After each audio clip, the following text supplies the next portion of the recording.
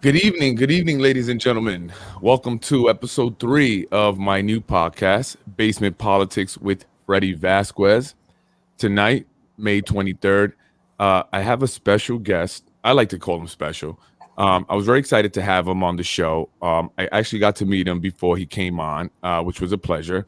I'd like to introduce the former deputy chief of the Yonkers Police and now city council candidate for District 6, Tim Hodges.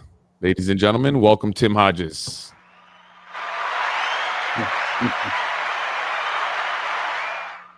Tim, I like to welcome everyone, with some positive, feeling and stuff. So anyway, how you doing, Tim? How's everything going? Doing well, Freddie. And thank you so much for having me. And like you mentioned before, it was so nice to meet you a couple of weeks back. Really a pleasure. Absolutely. Yes, absolutely.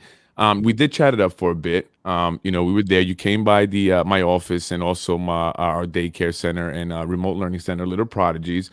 I also met Steve. And it was a pleasure. I enjoyed the conversation. You shared some interesting stories, and I knew that you would be a great guest to have on the show. So I wanted to, welcome you on, and then I wanted to get right in. But I wanted to start with kind of going back, Tim, because when we spoke, you mentioned to me about, your history within the police department. You're a lifelong resident of Yonkers, correct? Yes. And you've been in the police department 30 years? Almost 34. It was 33 years and 10 months when I retired last June. Wow. And you were mentioning about your time on the force during the 80s. Now, I'm from Yonkers. Obviously, I was born and raised here. I'm somewhat remember the late 80s and the early 90s. It was a bit different, right? So I just want to see if I just tell us a little story about that. Let us know what it was like then. So, Freddie, it was a different time. Things are much better now, and Yonkers is a really safe city now. And there's so many different things, so much technology that has happened since then. But back in the 80s, it was a different time. And unfortunately, we were dealing with the crack epidemic. Yes. And the projects in Yonkers were really bad. The crime was bad. It was a different time. It was a sad time because you could see families were ruined. People were ruined because of drugs. And I'll tell you, it was just a bad time. It was a time where people were arrested at great amounts. And we found out in the police work that didn't work. That was not effective. No. Arresting people, you cannot arrest your way out of a problem. And it turned into a positive thing where police learned a lot, especially in Yonkers. Yonkers police learned a lot where you help people, like get people in programs. And we were good at that. Instead of arresting people, we got people in programs. We have some amazing programs right here in Yonkers that we were able to get people into. So, it was a sad time, but it was a time where the city came together. And race was never an issue. It was more about people. It was more about helping people. So I think we fared much better than major cities, Chicago, Detroit, New York City. They suffered terribly. Yonkers came together, and I'll tell you, we always pick each other up. There were a couple of programs there. One was called Weed and Seed, and it was more like you clean an area up, but then you have to build the people up. The seed part was where you take the people and you get them in programs. Jail doesn't work. I mean, so the programs help. I agree. And I definitely agree with you. And, when thinking about you coming on the show, and you as a candidate for city council, one of the things that immediately I thought of was that, you were going to have a unique experience or perspective coming into the city council, right? Having been in the police force here in Yonkers for 34 years, and representing the city and the people, I guess, in that capacity. And now you're going to be on the political side of things, right? And you're going to be representing your constituents, directly representing the people, but you have that unique experience on working in the community as a police officer. How do you think that will play a role? How will that, be a plus for the people of Yonkers? So you know what I think is amazing, and when I retired last year, I had no intentions of running for politics. It really just came in the fall of last year, where a few people had approached me, and people mentioned, oh, would you consider it? And at first, I was reluctant to do it, but you know what I realize is being a police officer and any civil service job or any job where you work with the people every day of your life, unbeknownst to me, this was preparation to get into politics Right. because people have problems. They have some are minute problems, and if they're not heard, they feel left out. So my thing is, I was always that police officer that was there for somebody. Even as chief, as a police officer, I was walking the beat in Getty Square. Until the day I retired, I was walking the beat in Getty Square, meeting the store owners, the people. And I think that's a testament because I remember where I came from. I grew up on Carroll Avenue in very humble beginnings. And I remember what it was like. So you know what? People want to be heard. I would talk to the bus drivers. I would talk to the homeless people. I would talk to the doctors who worked in the clinics. So I went through the whole realm. I'll talk to anybody. And I think it just came natural to me. So I just jumped on that. Yeah, and I agree with you. People just want to be heard. People want to be validated, right? And Absolutely. one of the biggest, I think, complaints that people would give, and I think I've been hearing this from some of the candidates who've been, canvassing and going around and knocking on doors, is that people do not often feel heard, and they feel like, we see the candidates during election time, right? They knock on our doors, we say hello, we sign the signatures, but then once they're in there, we don't really see them, and we don't feel like we have a voice that is being heard, right? How would you be different? How will you change that that sentiment among people, specifically within your District 6, but in the city of Yonkers? So I think if you ask most people that know me, I commit to things almost to a fault where I get involved in something and I just run with the ball. And you know what I found very disheartening is because I took a vow to walk and knock on every door in this district. So I've been knocking on every door, mostly Democrats because I have the primary coming up, but I'm going to knock on every door. So that was one major thing. What I find disheartening when I knock on doors, people ask me, they say, well, who is my council person? Right.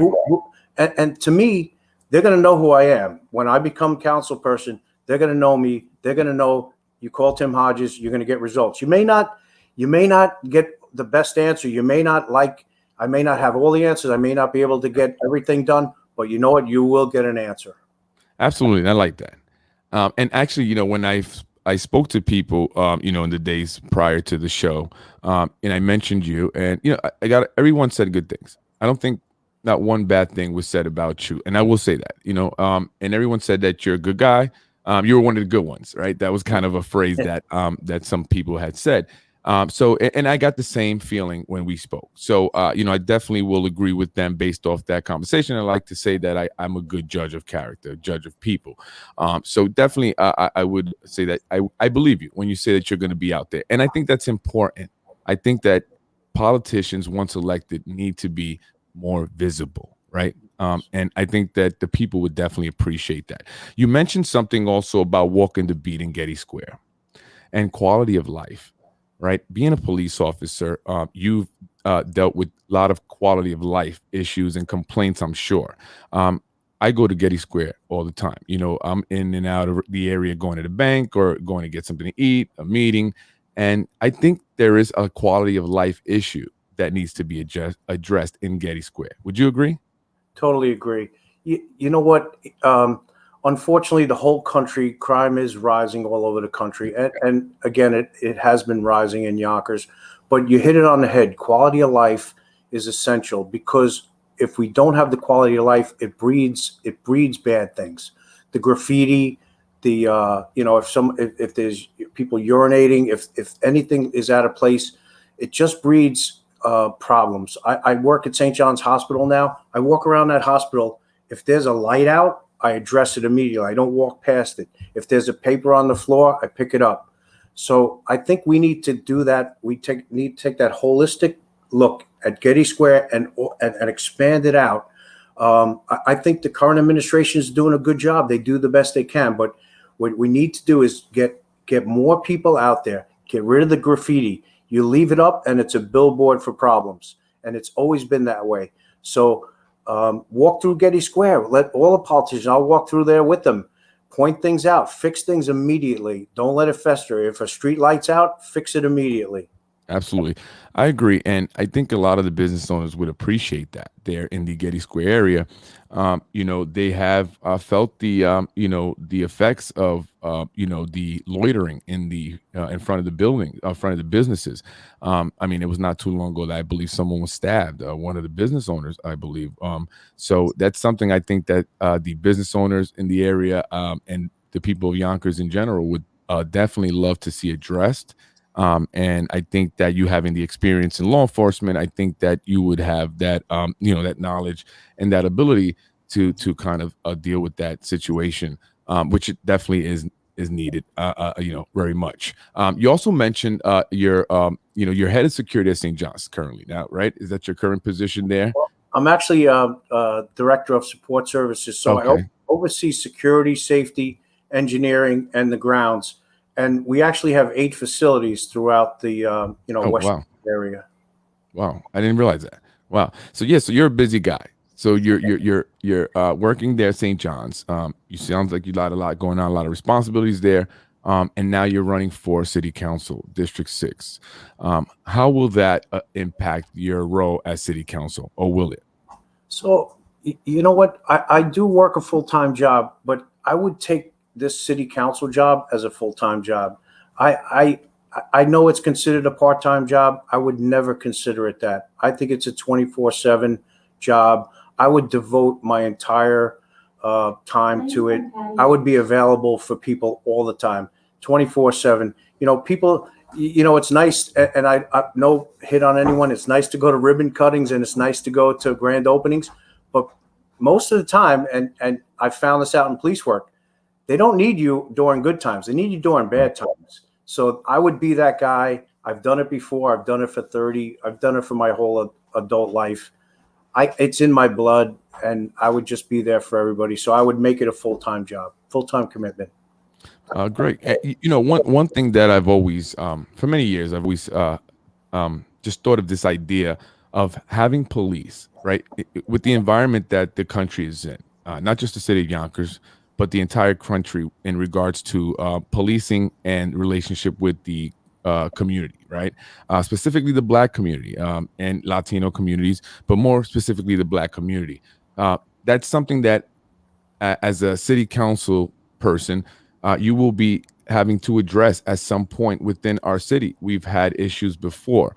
Do you have any plans, or have you thought of any strategies or ways to improve the police relationships with the community within the city of Yonkers? Of course, and you know what? Even in the police department, I would always meet with the local NAACP. I would meet with the African American Advisory Board that the mayor put together. I met with them monthly, always to go over issues, always to try to be in the forefront of any problems that we may incur. And you know what? One thing that I wanted to bring up, and it has to do, just to go back to the Getty Square, and I'm sorry to go off point, but No, sure. Oh, it's important. we're here for. Mental health problems are Yes, huge. And when I absolutely. was in the police department, I became a crisis negotiator 25 years ago. And there were 2 of us. When I became a captain, I took it over. I took the whole role over. There are now 24 crisis negotiators in Yonkers. And we have every ethnic group, different people at different language, people that speak sign language. So instead of police going out and using force, we talk to them. We talk to them. We do crisis negotiation. And there were times when I would be at a scene for a day and a half. And I say, we're not going in there. We're going to talk to this person until they're exhausted. And then we're going to bring them out. Because a lot of times, and a lot of times force is necessary. Sometimes police use force, and it is necessary. But my point is, let's use every tool that we possibly have to not use force. So let's talk to the people, and that almost goes into race relations where we Yes. don't confront people physically. We talk to them. Let's Right. talk to them until blue in the face. Let's turn the water off, the gas off. Let's make it uncomfortable till they come out. I agree. I agree. And taking that approach takes patience. It takes some training or retraining of police officers. I know there's talk in the news now of having social workers go out to the scene as opposed to the police officers, or maybe with the police officers, right? My wife being a social worker, I don't know how I would feel about that.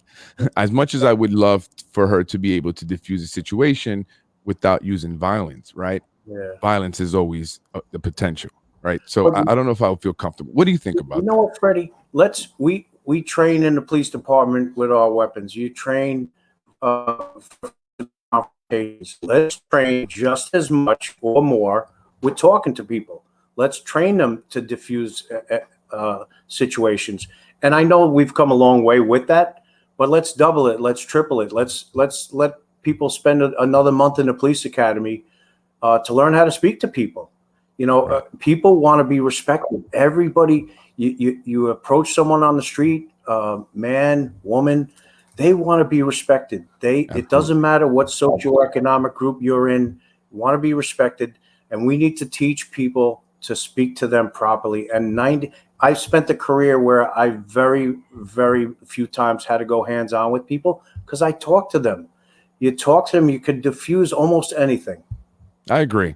I agree. It's all about respect, right? It's all about giving people Yeah. equal respect, the respect that you would want someone to give you, regardless of that person, as you said, socioeconomic status, um, color of skin, gender, sex, or any other category that we may be placed in. All right, it's all about respect, equal respect, and I agree with that. And I think that that's what, in my experiences with police officers, I found that when I've given respect, I've received respect. Now, it always hasn't been great. I've had my issues also, but I think that to generalize police officers, would be just as bad a poor judgment as generalizing any group, right? Like I say, there's good people and bad people in any industry. So that's just something that we have to understand and work to improve. I agree with you a lot on that. But one of the things I would like to see, from police officers, I would like to see them walking up and down the street, hanging out with some of the young kids out there, right? The youth, getting out and introducing themselves, being proactive, right? Rather than reactive, being a proactive strategy where we go out, hey, how you doing? I'm officer so and so.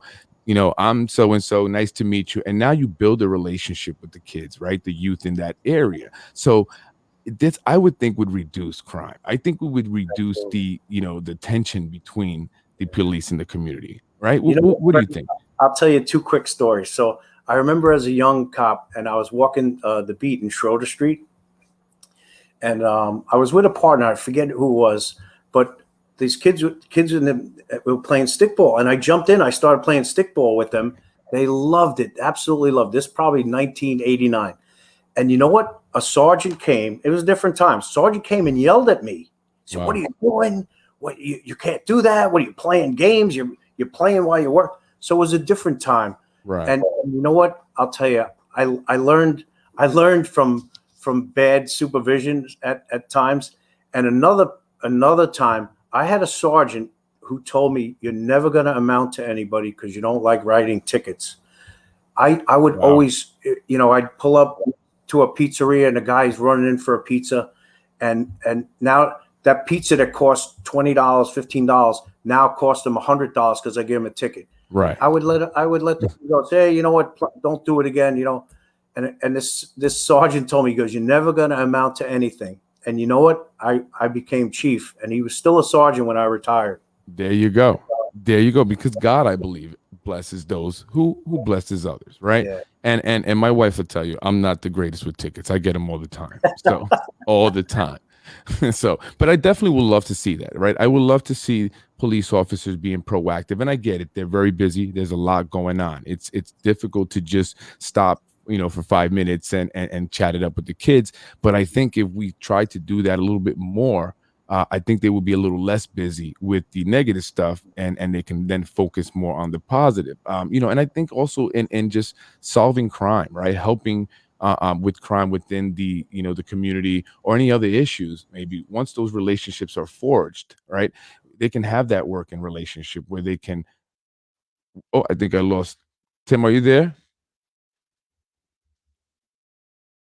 We lost Tim.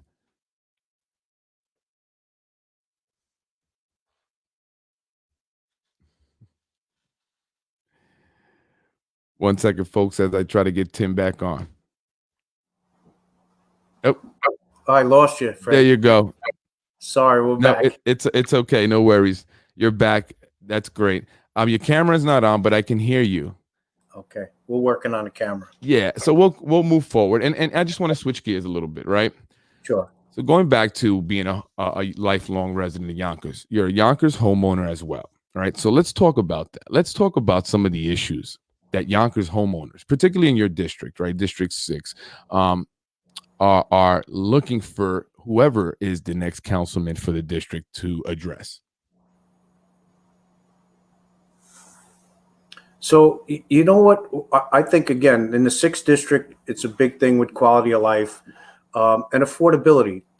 People, property taxes are going up. Everything seems to keep going up. So what I think, especially in the 6th district, is we have to keep it affordable.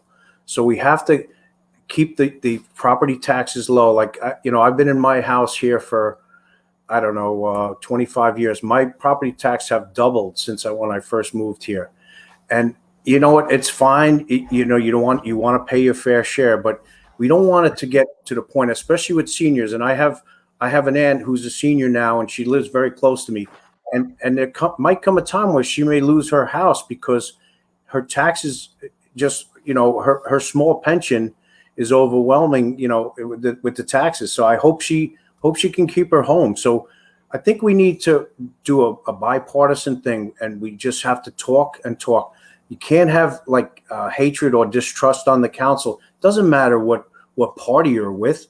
It's all about helping people. So if we can help with the taxes, the quality of life, the seniors, we need to help our seniors more. And I'll tell you, I have to give a plug to Yonkers Office of the Aging. They do wonderful, wonderful things, but they just need more help. They need more people to help out.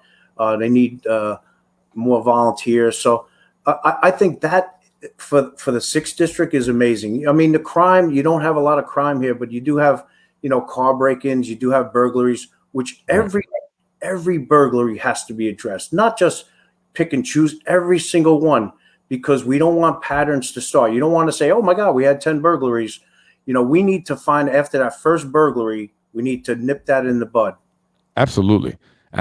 And you're right. My office and business is located in your in the district, District 6. We're on Lockwood there. And one of the things that you're looking to address, if elected, here in the city of Yonkers, is drag racing and speeding, right? Lockwood is pretty bad. It's pretty notorious for speeding. I mean, I see cars, I'm there all day, so I see cars flying up and down the street. I've been there since November now, and I believe I've seen about 4 accidents, 2 of them pretty bad. Mm-hmm. How are you going to address that? It definitely needs to be addressed. There's schools there. You have a lot of kids, in the afternoon crossing the streets. So what are your plans for that? So I think you kind of hit it on the head earlier. You need police on foot. You need police do park and walks. We used to call them park and walks because even that sector that encompasses Lockwood, that sector car can park the car there, and the officers can split up, maybe walk up or down the road and address those quality of life issues. I have a big problem where the speeders, I hear them on the Sprain, Central Avenue, the Thruway, Palmer Road, every day. So when I was on the police job, we used to get together with the state police, the MTA, the county police. We would do these, investigations where we would send out all these people. But you have to do it. It has to be consistent. Once, if you do it once a month or whatever, it's not effective. So you have to do it all the time. And they have these new things where they'll have noise, like it'll pick up noise, and it'll actually take a photo of your license plate and give you a ticket. These Oh, really? Yeah, these motorcycles are crazy with the sound. So you're talking about noise. I guess these technologies, devices that pick up sound, Yeah, and if your vehicle is making a certain a sound or level of sound, they will take a picture of the car and receive a yeah. ticket. It picks Wow. up the decibel meter. If Right. if the decibel if it reaches a certain decibel, it takes a photo of your plate, sends you a ticket. Wow. Is it the end all? Is it gonna solve everything?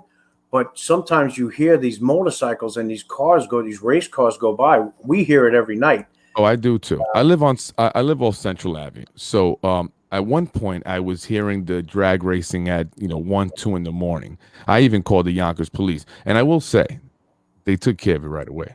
Mhm. They came out right away, and I was able to get some sleep. So I do hear it. I haven't been hearing it as much. I know James Nolan, candidate for Westchester County Legislator, District 15, has been working hard on that as well. So that's great. And there's a lot of people, like I said earlier in the show a day or two ago, that a lot of people in the community are looking to make change. This Mhm. I feel like there's this whole movement, this big positive movement for change, Yeah, right? Have you great. felt some of that? I mean, from the organization, some of the community organizers, community activists, the politician, it's like this whole like feeling of change. I agree. And again, it has to be bipartisan. So Jimmy Nolan, I met Jimmy Nolan many years ago. I actually met him. It's an unfortunate story, but Right. I met him when his brother was murdered, and it all stemmed from drag racing. So here you have this minor quality of life issue that turned Right. into a murder, and this young fellow was murdered, and he had a promising baseball career, and it was over drag racing, and it was something so silly, and Right. of course there was an illegal gun used, and if I could just throw it out there, Freddie, many years ago I created the gun tip hotline in Right. Yonkers, and it's the most successful gun program, illegal gun program in New York State history. So what we did was we made it totally anonymous. We tried to make it, we marketed it as a really good thing. 377 guns. We had billboards everywhere. You got guns, instead of got milk, Right. and, and we focused in on the affected areas. And Right. every time we had a shooting in Yonkers, we would flood the area with the flyers. Call 377 guns. It's anonymous, and at first people are reluctant. They're going to say, "Oh, they're going to find out who I am. They're going to do this, do Right. that." So myself and another guy, we would go out in the middle of the night when someone would call this, and we'd go and we get the gun, and we made sure that the payment was made in a timely fashion. They would go to a bank, and they would just have to give like a certain number code, and this is still in effect. So you can still use this program. Shelley Mayer took it up to the state. It's now actually a statewide program. We're in excess, I think, of 250 illegal guns. So these are the Wow. guns. These are the guns that do the Wow. damage. These are the guns. There was one gun in particular that we got. It was used in 4 different shootings, and it actually this gun was used to shoot the same person twice in a 2-year period. Wow. So Wow. this it works. It's effective, but like you mentioned earlier, this is getting people together to say, hey, let's work on this program. Let's promote this program. Doesn't care if you're a Republican, Democrat. Doesn't matter what you are. We're going to save lives, and we're going to make the community safer. I agree. And how do the illegal guns get in the hands of the criminals, right? There's the whole gun Second Amendment, right? Debate, and it's a really hot topic now. A lot of mass shootings and just shootings in general. How are the guns getting in the hands of the criminals, and how do we kind of find the balance, right, between those who want to own guns legally and keeping the people safe, and illegal guns out of the hands of the people who shouldn't have them? It's a tough subject, and we could talk about this and debate it probably for hours and hours. But I think the bottom line is you have illegal guns coming from other states where it's so easy to buy a gun. Virginia, Pennsylvania, in the Carolinas. So we would have local kids that would go down there on Greyhound buses. We followed them and found out what they were doing, and they would bring these guns back up.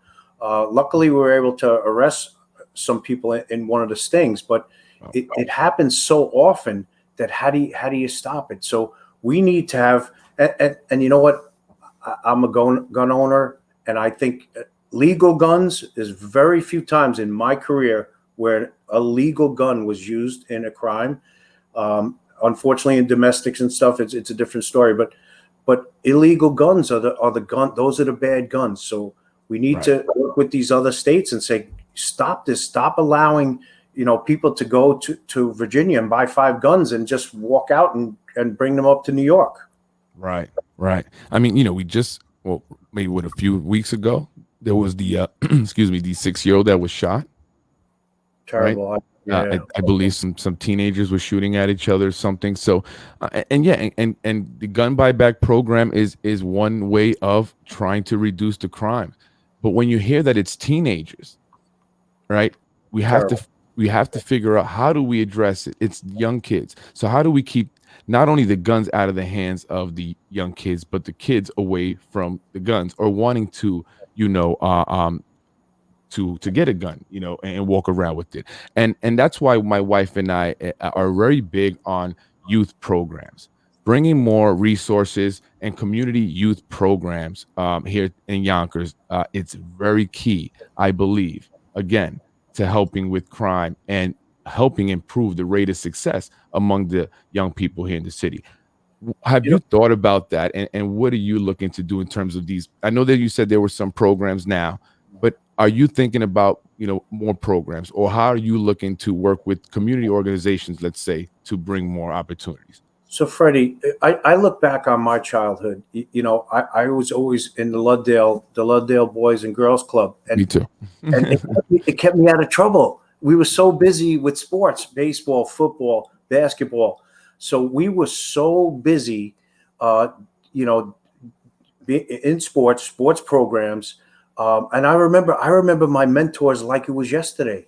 Like guy like Bob Storff, I remember him since I was a little kid. He was always a coach in Luddale. He was always involved. Frank Davallo, who was also a retired police chief, he was my mentor. I knew him when I was a little kid, and he became a police officer. And I said, "Wow, this guy's a police officer now." It kind of put me in the right direction. So Yep. that youth group kept me and my brothers out of trouble. I know for certain. But also like the PAL, we used to box. Luddale used to box against the PAL. We would always win, of course, but we would fight.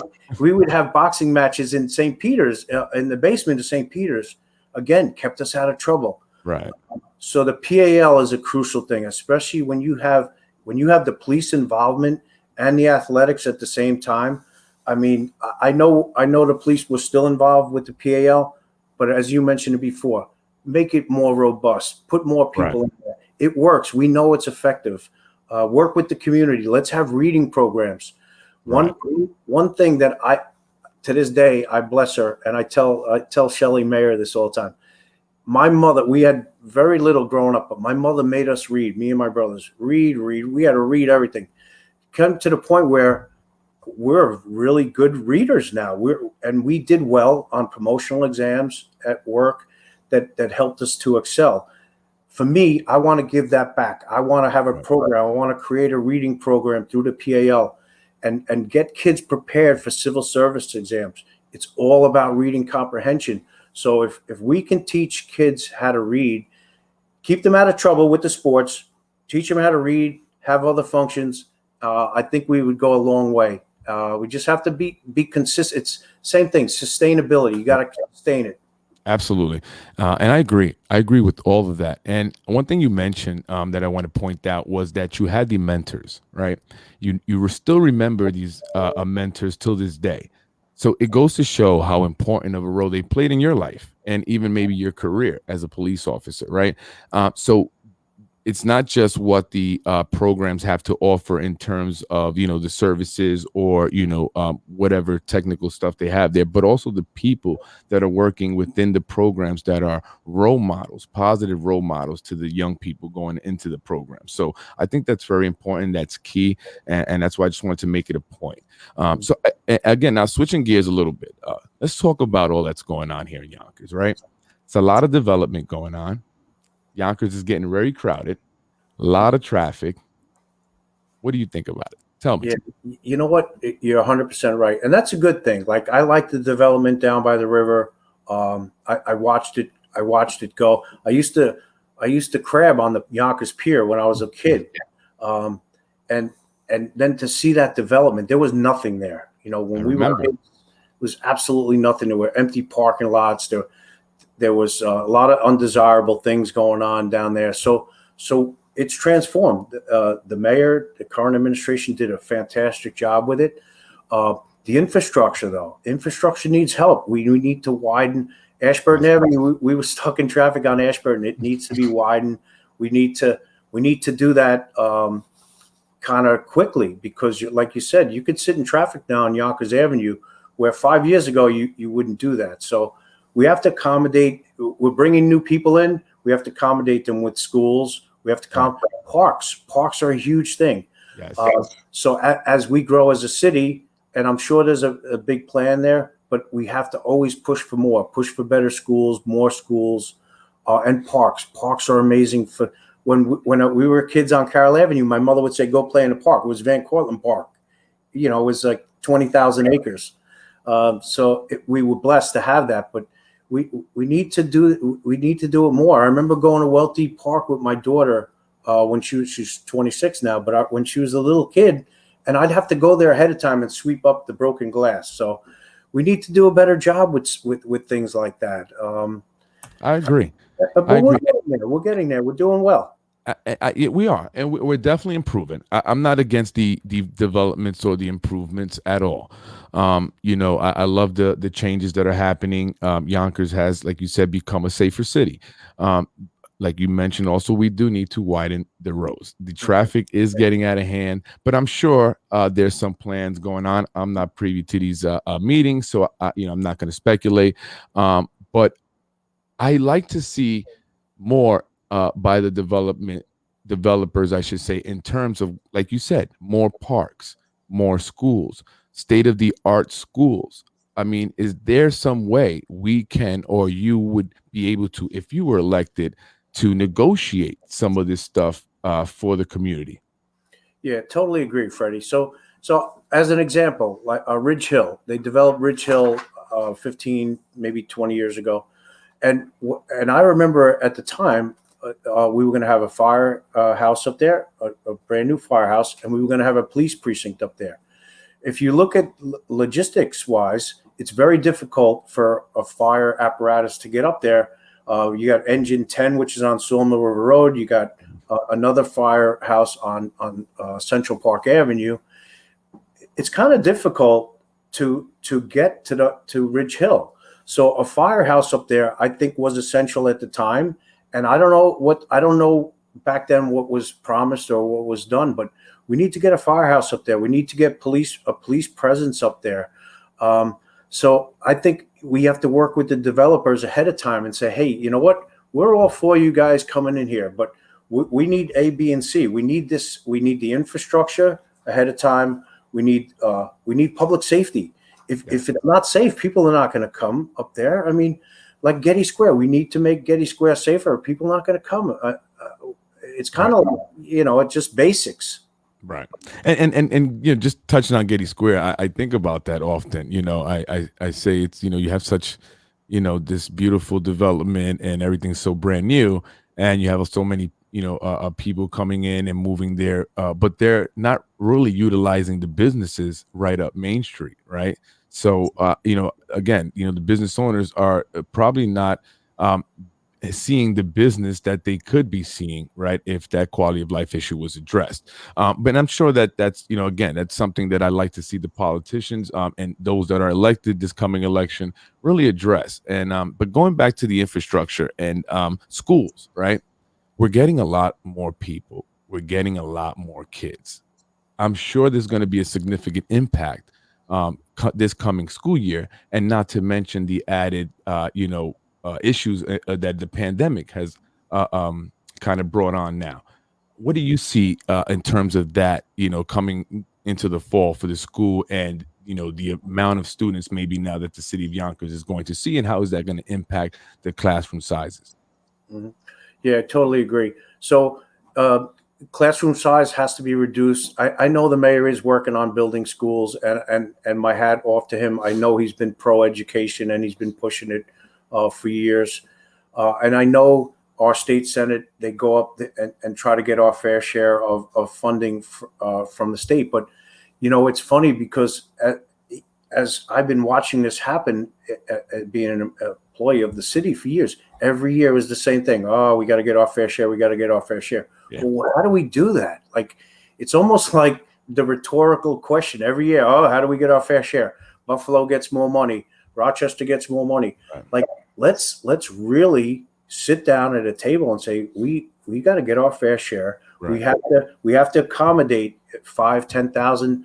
I mean, we want to build the city. Everyone, like you said, hey, we're embracing development, but get these schools built. Let's have a beautiful new high school and beautiful new schools. Somehow, let's do that. Let's have a stadium. Let's have Right. Oh, yes. a high school baseball, football stadium.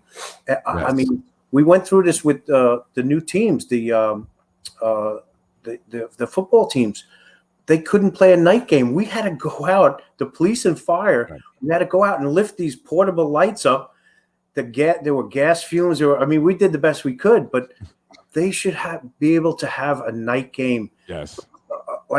And I know I don't want to get away from the academic part, but these kids that are playing, these kids have come so far. I saw them develop. I saw them get involved in football and say, oh my God, their lives have changed. They've become better people because of this Yes. commitment and camaraderie Absolutely. and discipline. So these are the things that are important. And you know what? I know the current administration is pushing hard for it, but we really need to make a stand, and we need to get up to Albany and say, give us our fair share. Let us, we have more of a tax base coming in with these new developers, and let's all help each other out. The developers, are going to have to help us out also. I agree. And talking about money, right? Getting our fair share. One of the biggest points that is often mentioned, right, is the budget, the city budget, and specifically with the amount of money that the schools get, right? So, if you are elected, how do you intend on going in there and being a force for the people in securing this money that you speak of from the state or even the federal government? Again, I think it comes down to passion, and we have to be resilient. We have to say, and bipartisan again. It has nothing to do with party. We, as Yonkers elected officials, and I truly look forward to being elected. I want to go up and speak for this city. This city is I'm passionate about this city. I'm a lifelong resident. I'm not going. I'm staying here for my life. So we need to work together. We need to not take no for an answer. Again, these developers are making a lot of money. They're building these. I'll tell you, they've done a beautiful job down by the river.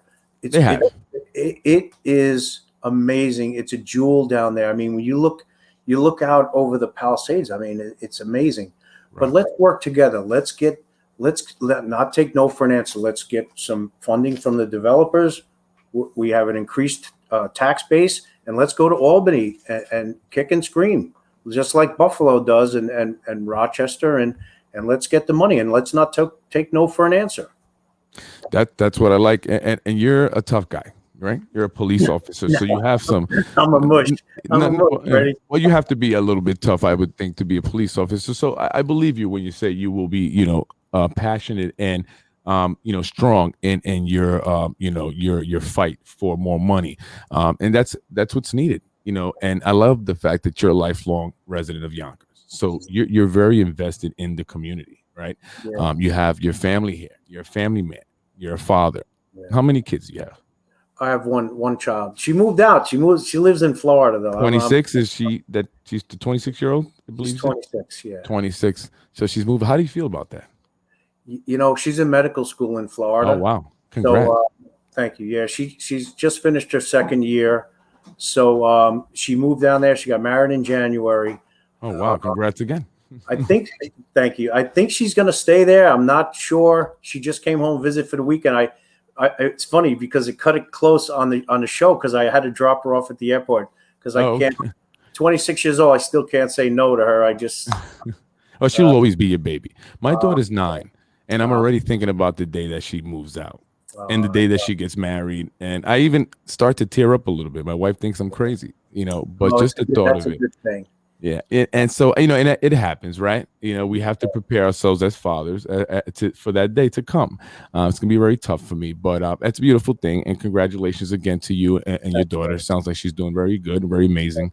And I'm sure you're a proud papa. And that's, a reason why someone like you, right? People should look at you, a family man. You are committed to improving the city.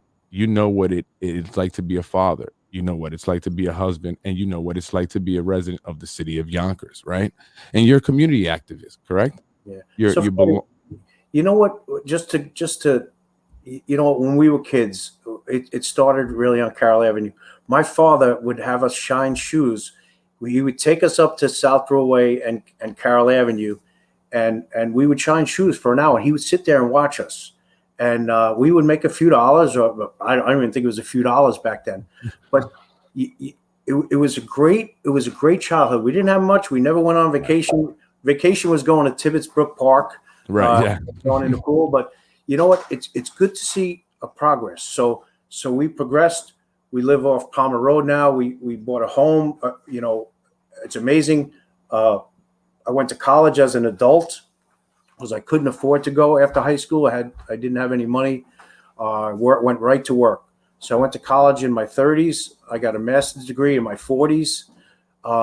So we just kept plugging along. And I tell the story, when my daughter was born, she was the impetus for me to go to school because I said, how could I ask this child to go to college? And I didn't even do it. So Right. I did it as an adult, and it's not pretty.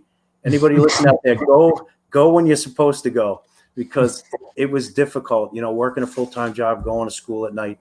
But I'll tell you, But you did it. You did it, right? I feel successful by just doing what was right all along, doing the right thing, studying.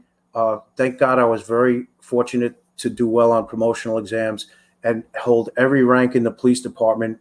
Never happened before. I held every rank. Wow. I'm a success story, a kid from Carroll Avenue. So I'm blessed. Every day I'm blessed, Freddie. Yeah, and I think when you came by the daycare, the center, we talked a little bit about that, right? And I mentioned this many times. I grew up on Buena Vista Avenue, very poor. But like you said, the goal is to improve our lives a little bit so we can give a little more to our kids and they can take it from there. And you've done a great job at doing that. And I think that, sharing that story, really humanizes you. Oftentimes politicians, they speak primarily of the issues, right? And they're important. The issues are very important. But I think it's good. I think it's good that we get to know, the politicians on a more personal level, right? I think that gives good insight into who the person is and how they'll be as a politician and how they will represent their constituents in the city of Yonkers. So I appreciate you sharing that story, and it's great, and it's good to see that, and it's a role model story, for many young kids, growing up in humble beginnings as well. But like I was saying, you were a community activist. You're part of the Rotary Club, and you have mentioned that. Now, what is the Rotary Club? I've asked people that before. So, you know what? It was almost by chance that a friend of mine asked me to go to a Rotary Club meeting, and I didn't know much about it. But I'll tell you, the first meeting I went to, they had me hook, line, and sinker. It's all about giving. It's all about doing the right thing for people Right. and not asking for anything in return. So it's service above self is the mantra. It's just amazing. I've been in there about 5 years now. I'm the president elect. The things we do locally during COVID, we would every week we would just get local restaurants to get prepared meals together. We did 10,000 meals Wow. every week. We would do Wow. 400, 600, 700 meals. And this is during the height of COVID when it was really bad. People weren't going out. Seniors weren't going out. And whatever we had left over, we would give to Empress Ambulance. We'd go to firehouses. We would go to the police station. We went to St. John's Hospital, St. Joseph's Hospital. So that's just one part of what Rotary does. And then in the same respect, we do funding for people in Pakistan, India. We're still doing raising money to eradicate polio, peace, ground breaking peace talks. So that's something that I'd like to bring locally too, about peace, peace and grassroots peacemaking. So that's a program that we could have in Yonkers. We built a couple of basketball courts in Yonkers. There's just so many good, there's just so much positive things in Rotary that and our club is so diverse. Freddie, you should come and maybe Yeah, you invited me. I said I got to come by. and join, because I'll tell you, you would love it. I mean, service above self, and they mean it. They mean it totally. Well, that's what I'm all about, and that's what I've been, in the past couple years now. I've been focusing my attention to and heading in that direction. And I always appreciate those who are doing community service, and I respect the fact that, again, like Jimmy Nolan, and some other candidates, you are already in getting involved in the community. You're already stepping up and taking charge and trying to make a change. And that to me shows a lot, right? That shows that that's somebody who I know when they get in there, they won't change. They're just going to continue doing what they've always been doing, right? And that's positive things. So I definitely appreciate that. I was also I was interested to see that you were a member of the Mexican Chamber of Commerce. So yeah, that, you know what, we befriended a lot of people in the Mexican Chamber of Commerce early on. I'd say 8 or 10 years ago, and we just got so involved. Steve Simpson and myself. So we would go in there every Saturday. We would go and do neighborhood cleanups. So they kind of took us into their fold, and it got to be amazing, where we had 40, 50 kids coming out to help us clean New Main Street, clean the area around that. We would play soccer with them, basketball with them. We'd buy them ice cream. It got to be so big that it was difficult for us to buy ice cream for everybody. Well, next time, give me a call. I'll try to chip in a little bit what I can. I'll buy some ice cream as well, because I think things like that are great. Unity, right? Among the various groups coming together for commonality, right? We want to improve the city of Yonkers for all of us, right? We all parents, we have kids, we are residents of this city, right? So we should have pretty much similar wants and desires for the most part, right?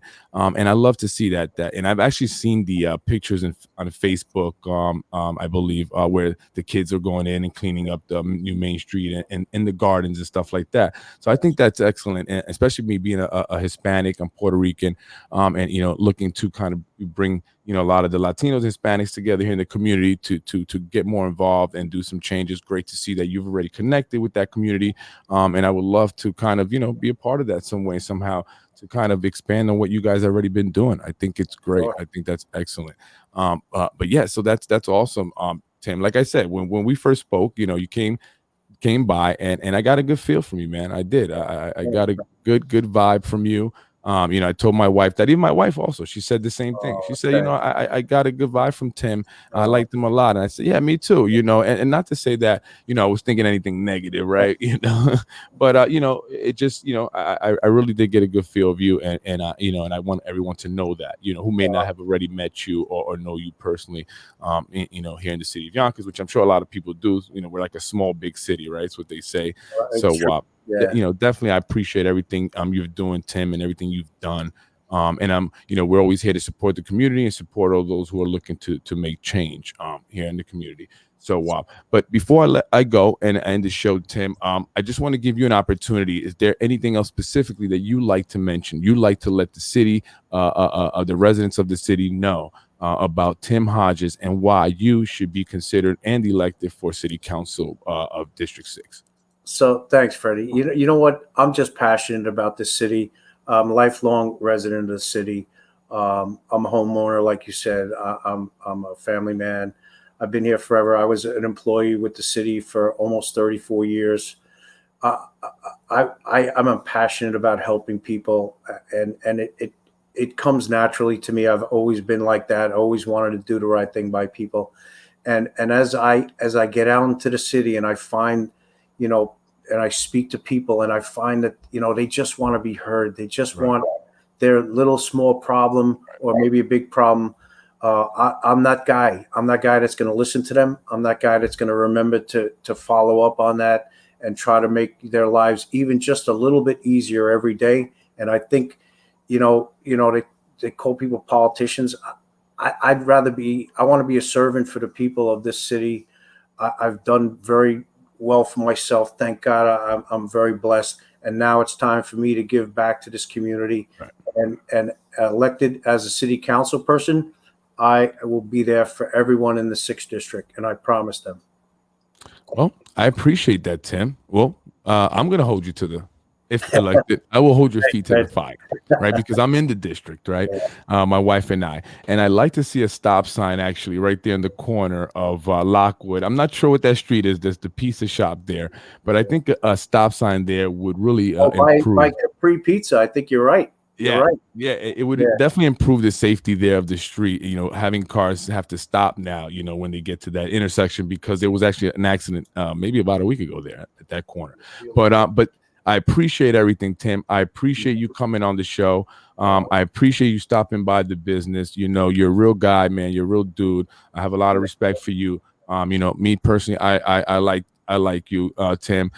You know, but again, it's up to the people of the city of Yonkers to make the decision that they're going to make when they go to the polls on June 22nd, right, in the primaries. Yeah.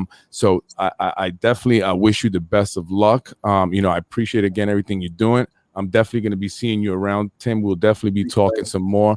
And I definitely want to get with you to do some more stuff here for the city of Yonkers or whatever capacity that may be.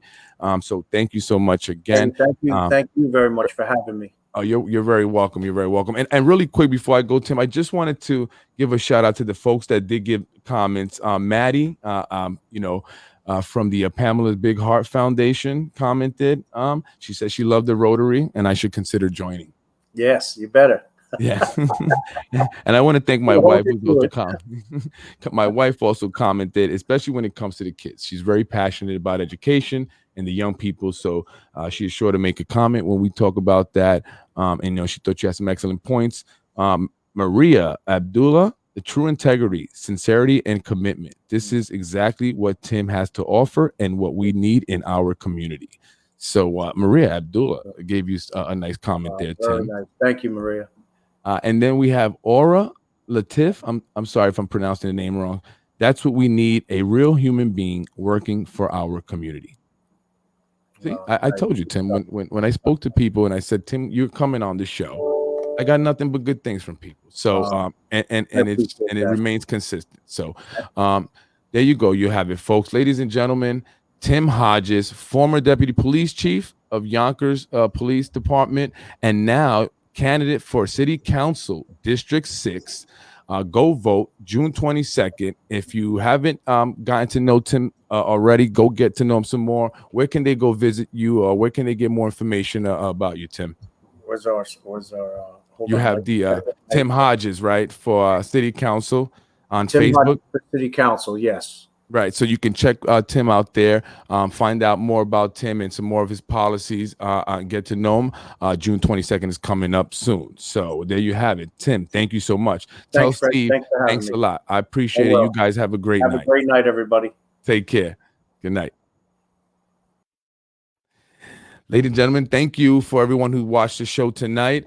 Next week, I will be having London Reyes. London Reyes is a candidate for Westchester County Legislator District I believe it's 17th. Is I believe. I'm sorry, I have to look it up. But London Rays will be on the show next Sunday at 7 live. So we'll hear from him. Hopefully, you guys will join us back then. And I also have Carlos Burgos coming on the show. He will be on June 3rd at 8 o'clock. So we're actually changing the date for that show. It's a Thursday, not Sunday. We're having to kind of move things around just to get some candidates in. So I will have Carlos Burgos on June 3rd.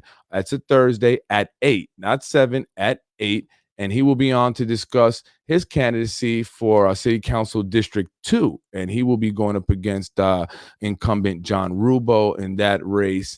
There was some other guy who got knocked out, and we'll talk all about that because at one point Carlos was on, then he was off, and now he was back on. So we'll find out why all this craziness is happening. So stay tuned for that.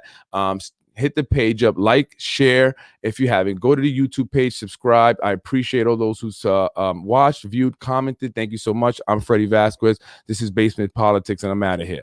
Enjoy your week, folks.